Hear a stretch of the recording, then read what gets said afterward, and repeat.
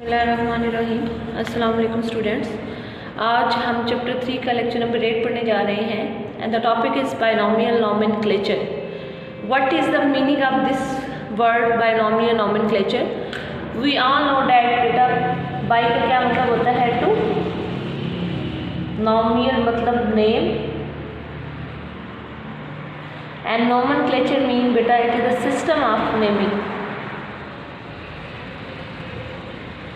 मतलब ये है कि ये लिविंग ऑर्गेनिज्म को नेम देने का ऐसा सिस्टम है कि जिसमें जो लिविंग ऑर्गेनिज्म को नाम दिए जाते हैं it consist of the two parts, मतलब दो नाम दिए जाते हैं। मतलब उनको जो नाम दिया जाता है it must consist of the two parts. जो फर्स्ट नेम होता है बेटा, फर्स्ट नेम जो होता है that is the genus name, और जो सेकंड वन होता है, जो सेकंड नेम होता है that is the species name. और मैंने आपको स्पीशीज़ का टॉपिक बताया था कि स्पीशीज़ नेम किसी भी ऑर्गेनिज्म के लिए मोर स्पेसिफिक होता है।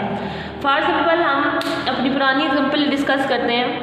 ह्यूमन का साइंटिफिक नेम होता है होमो सैपियंस। मैं ये भी कह सकती हूँ कि binomial nomenclature is the method of giving scientific name to living organisms. Living organisms को साइंटिफिक नेम देने का तरीका जो है बायनॉमियल नॉमेनक्लेचर कहलाता है। क्योंकि बायनॉमियल नॉमेनक्लेचर की डिस्कवरी से पहले बहुत से ऐसे लोग थे जो सेम ऑर्गेनिजम्स को डिफरेंट नामों से पुकारते थे या डिफरेंट ऑर्गेनिजम्स को सेम नामों से पुकारते थे, जिसकी वजह से हमेशा कन्फ्यूजन क्रिएट रहती थी साइंस के वर्ल्ड में। इसलिए टैक्सोनॉमिस्ट ने सोचा कि कोई एक ऐसा सिस्टम क्रिएट किया जाए कि जिस पे किसी को ऑब्जेक्शन ना हो, और वो उन्होंने अडॉप्ट किया कौन सा सिस्टम, बायनॉमियल नॉमेनक्लेचर का सिस्टम। एग्जाम्पल हम डिस्कस करते हैं होमो सैपियंस की। इस केस में जो होमो है that is the genus name and जो सैपियंस है that is the species name. Word binomial हमें सजेस्ट करता है कि इसका जो साइंटिफिक नेम होता है it consist of the two part. First name is the genus name, second name is the species name. इसी तरह हम कोई और एग्जाम्पल डिस्कस करते हैं। फॉर एग्जाम्पल मैं कहती हूँ जो रोज़ है उसका नाम होता है रोज़ा इंडिका।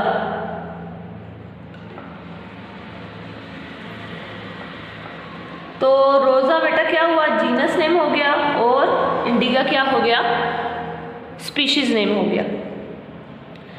बायनॉमियल नॉमेनक्लेचर सबसे पहले इंट्रोड्यूस करवाया था एक साइंटिस्ट ने 17वीं सेंचुरी में, जिसका नाम था बेटा जी कार्लस लिनियस। कार्लस लिनियस ने डिस्कवर किया, कार्लस लिनियस ने इंट्रोड्यूस करवाया साइंस के वर्ल्ड में ये एक इंतहाई popular system that is the binomial nomenclature.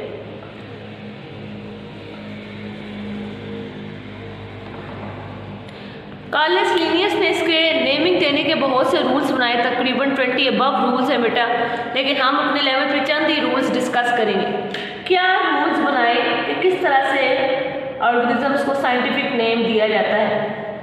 कुछ ऑर्गेनिजम्स को साइंटिफिक नेम दिया जाता है कि उन साइंटिस्ट के नेम पे जिन्होंने फर्स्ट ऑफ ऑल इसको डिस्कवर किया। कुछ ऑर्गेनिजम्स को नाम दिया जाता है on the basis of their origin के वो ऑर्गेनिज्म कहाँ पे पाए जाते हैं। तो हम बेटा कुछ ऑर्गेनिजम्स को नाम दिया जाता है on the basis of their characters. तो हम कुछ रूल्स डिस्कस करने जा रहे हैं। तो पहला रूल बेटा ये होता है साइंटिफिक नेम्स लिखने का, कि जब भी साइंटिफिक नेम्स लिखे जाएं हाथों से जब भी लिखे जाएं तो it must B underline.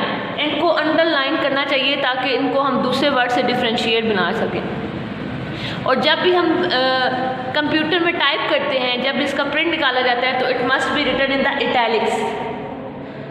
Italic form में तिरछे वर्ड लिखे जाएं ताकि दूर से पहचाना जा सके किसी भी ऑर्गेनिजम्स का साइंटिफिक नेम जो है वो लिखा हुआ है। So when you are writing the scientific name with your hand it must be underlined, and when you are typing on the computer it must be written in the italics font। Second rule हमारे पास क्या है, second rule ये है बेटा कि जब भी scientific name दिया जाता है तो जीनस नेम का जो फर्स्ट कैपिटल होता है, जो फर्स्ट लेटर होता है इट मस्ट बी कैपिटल, और स्पीशीज़ नेम का जो पहला लेटर होता है इट मस्ट बी स्मॉल। जैसे कि मैं अब एग्जांपल लिखने लगी हूँ, Rana tigrina. Rana tigrina is the scientific name of frog. Rana जो है जीनस नेम है, टाइग्रीना बेटा क्या है हमारे पास स्पीशीज़ नेम है। पहला हम रूल फॉलो करेंगे कि हम अंडरलाइन कर रहे हैं साइंटिफिक नेम को। तो दूसरा रूल साथ ही फॉलो कर रहे हैं, जीनस नेम जो है वो कैपिटल आर से लिखा और जो स्पीशीज़ नेम है वो स्मॉल टी से लिखा।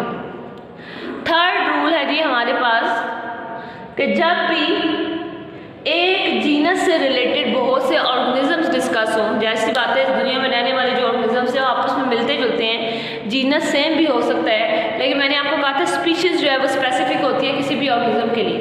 तो जब एक ही जीनस से मिलते जुलती स्पीशीज़ हों, एक ही जीनस से मिलते जुलते ऑर्गेनिजम्स हो, तो जब उनको एक तरतीब में लिखना चाहें एट अ टाइम, हम बहुत से जीनस से रिलेटेड ऑर्गेनिजम्स लिखना चाहें, तो हम अपनी आसानी के लिए क्या करते हैं बेटा जी कि हम स्पीशीज़ नेम तो पूरा लिखते हैं लेकिन जीनस नेम जो है वो हम शॉर्ट कर देते हैं। फॉर एग्जांपल मैं आपको एक फैमिली की एग्जांपल बताने लगी हूँ। मैं प्लांट्स की एक फैमिली सोलिनेसी की एग्जांपल बताने लगी हूँ जिसमें बहुत से ऑर्गेनिजम्स आते हैं। फॉर एग्जांपल मेरे पास है जी एक सोलेनम निग्रम,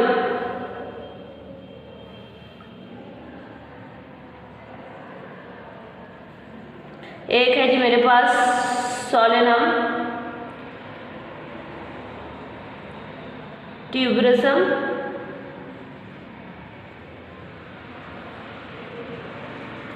और एक है जी मेरे पास सोलेनम एस्कुलेंटम। तो बजाय ये कि बेटा जी जीनस नेम सेम है, सेम फैमिली से बिलोंग कर रहे हैं और स्पीशीज नेम स्पेसिफिक है, तो बजाय इसके कि मैं बार बार सोलेनम लिखूं अपना टाइम सेव करने के लिए, अपनी आसानी के लिए मैं क्या करूँगी, सिर्फ इसको एब्रीविएट कर दूँगी एस से। तो इट इज़ अंडरस्टूड दैट कि मैं बात कौन सी कर रही हूँ, कौन सी फैमिली की, सोलेनम की। ये इस तरह से इसको एब्रीविएट कर दिया जाता है अपनी आसानी के लिए, ताकि लिखना भी आसान हो और टाइम कंज्यूमिंग भी हमारे पास ना हो। हमारी बुक में जो एग्जाम्पल दी हुई है वो दी हुई है इकोलाई की। इकोलाई बेटा बैक्टीरिया होता है, एस्केरिकिया कोलाई, बजाय इसके हम एस्केरिकिया पूरा लिखें, हमने इकोलाई लिख के अपना टाइम सेव कर लिया। होप्स हो कि यहाँ तक आपको लेक्चर समझ आ गया हो बेटा। नेक्स्ट लेक्चर में हम डिस्कस करेंगे बायनॉमियल नोमेनक्लेचर की सिग्निफिकेंस। ओके स्टूडेंट्स, अल्लाह हाफिज़।